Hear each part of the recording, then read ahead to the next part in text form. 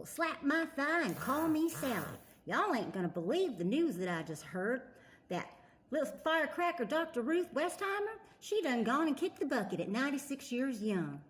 That woman was an expert at what goes on between the sheets. Now, I ain't one to kiss and tell, but let me tell you, Dr. Ruth made talking about your naughty parts as normal as discussing the weather. She was shorter than a pygmy pony, but she had some spunk. And that accent of hers, boy, it was thicker than molasses. But when she started yapping about willies and hoo-haws, everybody and their grandma tuned in. This little lady, she escaped them Nazi bastards as a young'un and went on to become the queen of bedroom chit-chat.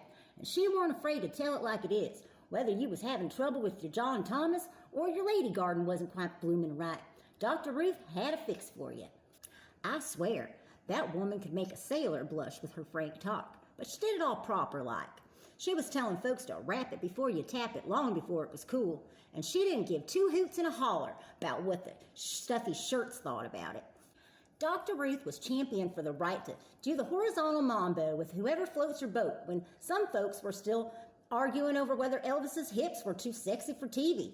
She was the saucy grandma you wish you had, the one that would slip you a condom with a wink and tell you, have fun but be safe.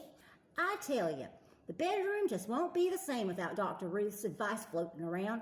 She taught us that there ain't nothing wrong with a little slap and tickle as long as everybody's happy and nobody gets hurt. So here's to you, Dr. Ruth. May the afterlife be full of good loving and even better conversation.